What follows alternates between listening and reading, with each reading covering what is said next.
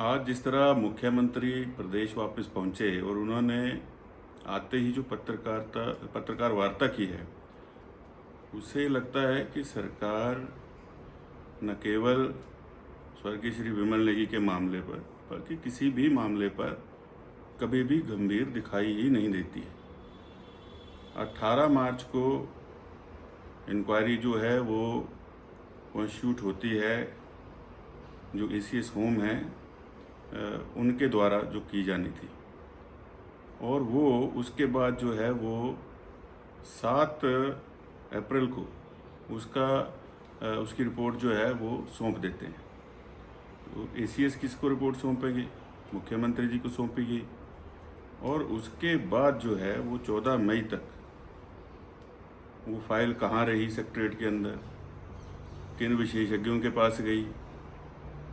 और 14 मई को टिप्पणी आती है कि आप जो है विमल नेगी जी की जो मृत्यु हुई है उसके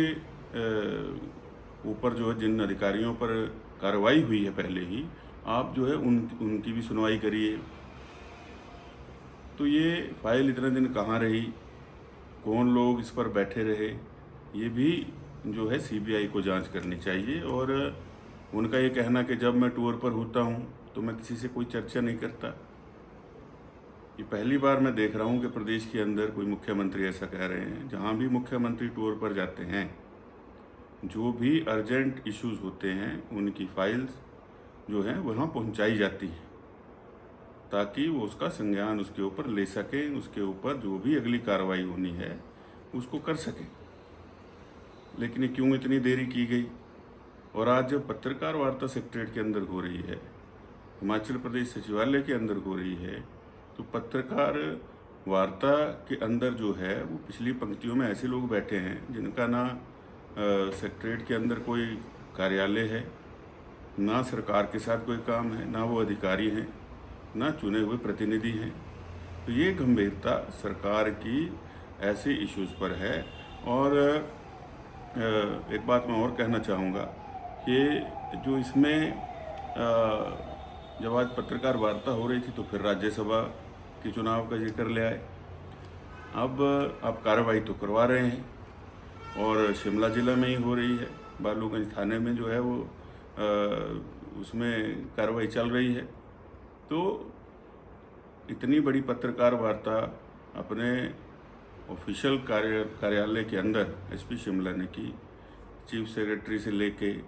जो है वो तत्कालीन रहे डिप्टी कमिश्नर,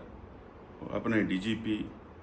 और अन्य लोगों के ऊपर वहाँ टिप्पणियाँ करी, सिर्फ 4 मीडिया हाउसेस को बुला करके, तो उसके ऊपर भी थोड़ा प्रकाश डालते। लेकिन नहीं, क्योंकि इसी शक के चलते जो है वो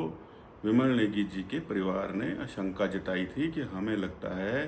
कि हमें यहाँ न्याय मिलने का कोई चांस नहीं मिलेगा हिमाचल प्रदेश में, अगर इसी तरह से पुलिस कार्य करती रही। और विधानसभा के अंदर वक्तव्य दिया कि मैं उनके परिजनों से मिल लिया, मेरी बात हो गई और मैं सब कुछ ठीक कर दूंगा, मेरी रात को बात हुई। तो विधानसभा के अंदर बोली गई बातें जो हैं, अगर उससे भी वर्तमान में मुख्यमंत्री जो हैं वो पीछे हट जाते हैं, एक तरह से मुकर जाते हैं, तो इससे पूरा पता चलता है कि सरकार जो है वो इस मामले को लेकर बिल्कुल गंभीर नहीं थी। और तो और आज जो है वो उच्च न्यायालय के ऊपर भी टिप्पणी कर दी कि जो वहाँ पर माननीय न्यायाधीश है उनको क्या करना चाहिए, क्या नहीं करना चाहिए, और न्यायाधीश जो है वो हिमाचल के ही होने चाहिए। तो ऐसे गैर जिम्मेदाराना बातें जब किसी प्रदेश के मुखिया करेंगे तो उसी से समझ जाना चाहिए कि ये पूरे का पूरा